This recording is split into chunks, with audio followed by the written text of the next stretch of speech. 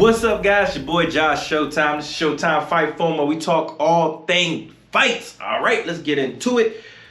I'm a little sad, y'all. I'm not gonna lie. I'm a little sad, man. It wasn't a good day in the office for your boy, okay? Look. This is gonna be about the mega fight, Terence Crawford and Errol Spence, okay? I'm gonna talk about it today, but I'm also going to do another segment where I bring in a friend of mine who is a big boxing fan like me, and we're gonna have a little bit of an interview and discussion about this fight and where does each fighter go afterwards. I'm gonna give my piece, but I want to know what he thinks as well. And it'd be good to have some diversity on my show. I'm gonna start bringing in more people. I want to talk to you guys and some of my friends, and get more perspectives than just mine, and show a little bit more of my personality outside of just my takes. Also, Chris, my producer, you got my boxing record wrong, bro. I think you had it at what, like 1-1? First of all, my boxing record is not 1-1-1 or whatever you had it at. All right, I was 2-1.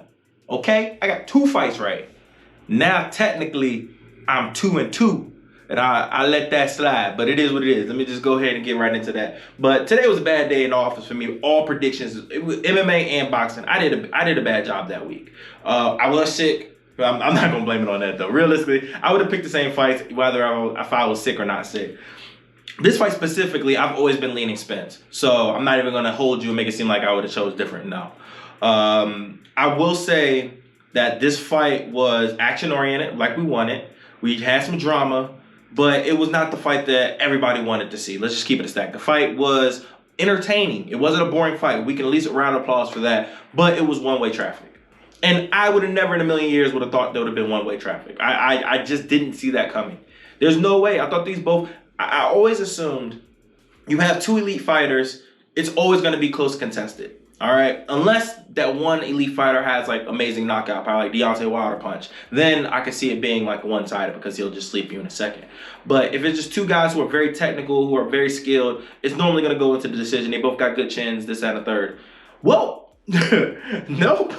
There was a magnificent skill difference. Yes, there's been plenty of people who've been calling it out. Okay, I'm not saying I didn't think that Bud was more skilled. I did think he was a little more skilled. I didn't think it was a lot. I thought it was a little bit, but I went with the bigger, stronger guy who I thought I could trust more. I've never seen Earl really hurt in a fight. The closest I seen was him literally walking away from Ugas and getting caught. But I've seen Crawford hurt multiple times in fights, so I just didn't trust his chin as much. And I'm gonna back that evidence up. He got hurt by Gamboa at what, 135? Like, I mean, bro, you got hurt by 135 pounder. You got hurt by Mean Machine at 147. Like, I was gonna hold to that.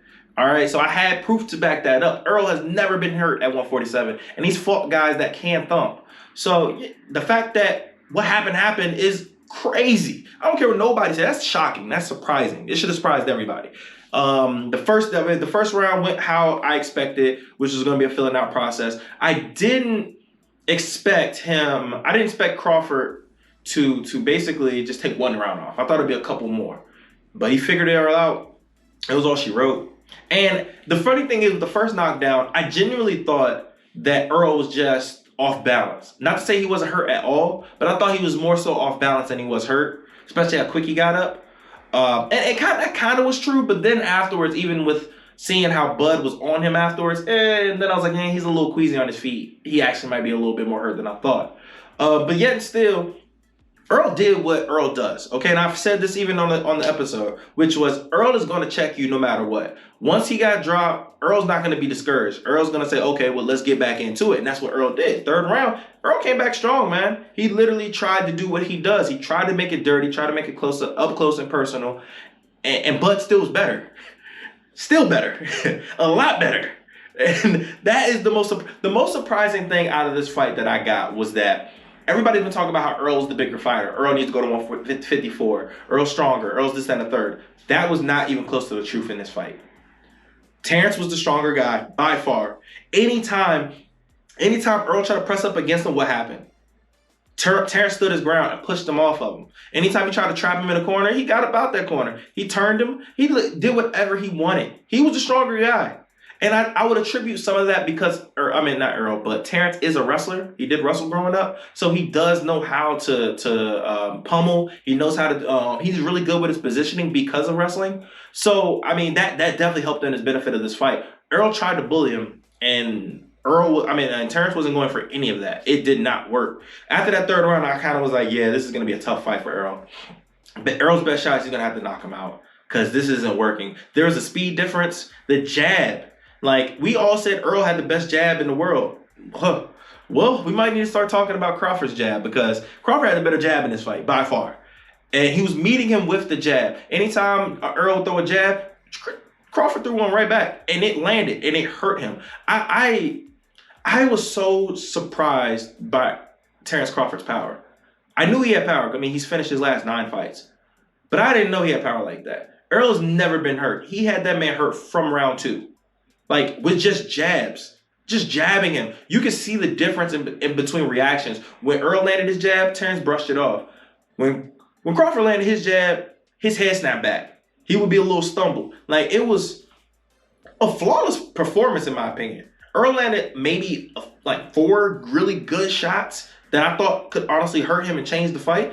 But Crawford was so in the zone, I don't know if there was a man alive that could have beat him that night. He was so locked in. And you got to respect that. Like, I have respect for both fighters. Both are amazing fighters. They're good guys to root for. There's no real bad guy in this fight. But man, Crawford is just another freaking level. I am in awe of that. I cannot believe he looked as good as he did. He's 35. He is 35. Like, what? That goes to show. And it's just like Floyd. When you don't smoke, you don't drink, and you take care of your body, your body ages a lot slower. And it really does make you think, what would happen if Prime Floyd, and Terence Crawford did get in a fight? Because I'm telling you right now, it ain't going to be no one-sided show. But they both are going to give each other heat. And I just would love to see that fight. I mean, I think after that performance right now, it's clear that the best fighter in this generation since Floyd is retired is Terence Crawford. He has been pound for pound. I haven't had him my pound for pound until now, but he's literally been the best fighter in the world since Floyd retired. And yes, we had Canelo, we had who else did we have at number 1? We had Usyk and all these other guys. I don't care what your board say. Terence Crawford was the best fighter for the past few years, and he just proved it. I mean, we just got to be honest. Now, here's the thing, and I will say this as well. Crawford, I will say in a rematch, because I hope they do a rematch, Spence will do better. He has to do better.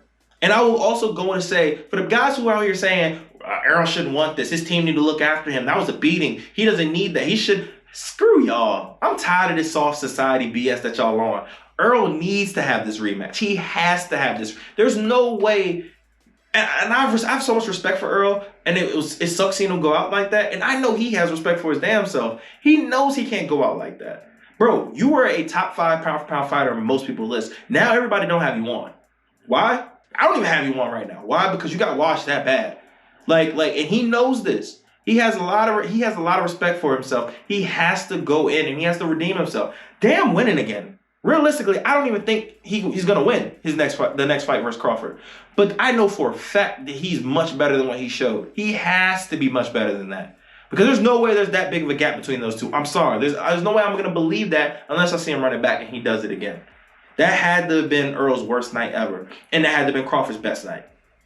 Because that I don't know. Earl has way more skill. He's quicker than that. He's a lot more fundamentally sound on his defense than that. Yes, he's quote unquote slower of the two, but he looked like a statue.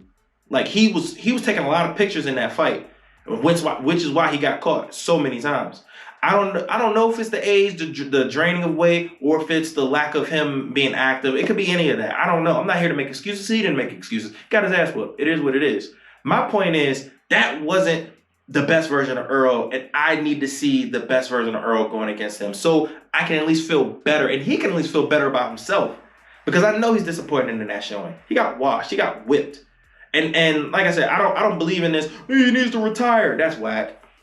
He took one ass whooping his entire career. Now he needs to. Yeah, he got in a car accident, this, that, and the third. I understand that, and I respect that. But y'all ain't say that versus Danny Garcia. You ain't say that versus Ugas. Now y'all want to say that because he got whooped one fight? Nah, I don't want to hear that. He's 33. He is fine. He needs to run it back. He needs to redeem himself and earn respect. Because I'm going to tell you right now, Crawford likes that dude, but I know for a fact Crawford has no, I ain't going to say no, but very little respect for him after that fight. Because it was easy. It was one-way traffic. Bro, he said he felt his power, and he was like, that's it. That's disrespect. Disrespect. So, yeah, there's no way he doesn't run it back. He has to. I do hope it's at 154. Both guys seem big. Both guys seem like they're ready for 154. Bud already said he's pretty much going to max out at 154. He doesn't care to fight Boots again. And if you're not fighting Boots, there's nobody else at 47 for you to fight. At least if 154, you have the rematch, you have Charlo, and you got Tszyu. So you got fights there. That's what I see Terence Crawford going. And I hope that we get a rematch because we need to see a rematch. We need to see a better fight than that. And for the people who just poo-pooing on it, I'll say this. Tyson Fury beat the living crap out of Deontay Wilder in the second fight. Like, an absolute beating. He dropped him, 2 or 3 times? And then eventually knocked him out in the 6th or 7th or whatever. The third fight, yes, eventually Wilder got knocked out. But let's not act like it wasn't competitive. He got hurt multiple times in that fight as well. And it was very, very close at one point. So we have to put more respect on the possibility of a rematch. And there are things as key adjustments. There's a lot of adjustments that Spence can make to make it a more competitive fight. Not saying he could win, but it's definitely things he could have done to make it a more competitive. And I think Jackson's a better trainer than what he showed. I don't think he had him as prepared. And my boxing coach brought up a very good point. And I want to hear what you guys feel about this. Could it be an issue of Jax having so many guys in his staple? Could that have been a big deal?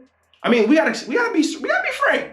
What happened before Crawford's fight? Before the Crawford Spence fight, Frank Martin had his fight. What, it was like 2-3 weeks ago? So we already know he's dedicating to Frank for his camp. Then you got another 3 weeks where you're focusing on just Earl.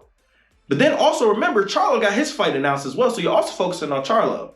Then you got you got Ryan Garcia coming into camp. Anthony Joshua got a fight coming up. You got all these dudes. Who's getting a special treatment? Who's getting all the focus on them? And the answer is nobody. Nobody's getting all the focus. And I'm telling you right now, Crawford was getting 100% focus. Bro, he had a pre-camp before his camp.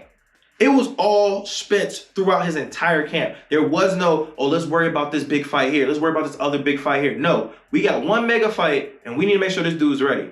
Earl didn't have that. And once again, you can say that's an excuse. I call it reality. Okay? And at the end of the day, who's to sit here and say if he got that, he still would have got his ass whooped? He probably would have.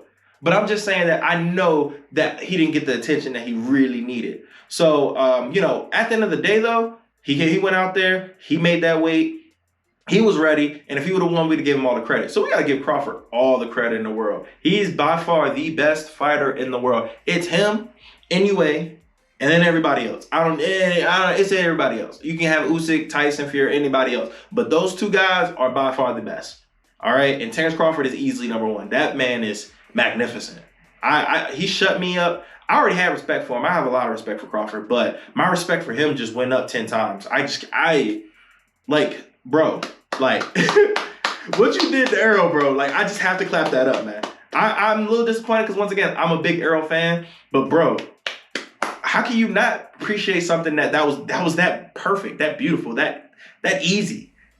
Bro, all-time great. I wish you could have fought Floyd, but, man, proud. I was happy to see that performance and sad at the same time. It's crazy to say that, but I was. Okay? You don't get to see people like that every day. You can write that in history books. So I'm happy you guys made that happen. Run it back one more time, and then we can move on, and Earl can have his career at 54, and so can Crawford. But I want to hear what you guys think about the fight, man. How were you happy about the fight? Were you disappointed? I don't care if you were right or wrong, but I want to know what y'all feel about the fight. As always, man, follow me on social media at Papa Showtime and John Showtime. And thank you guys for always listening, man. Appreciate your support, man. It's been easy.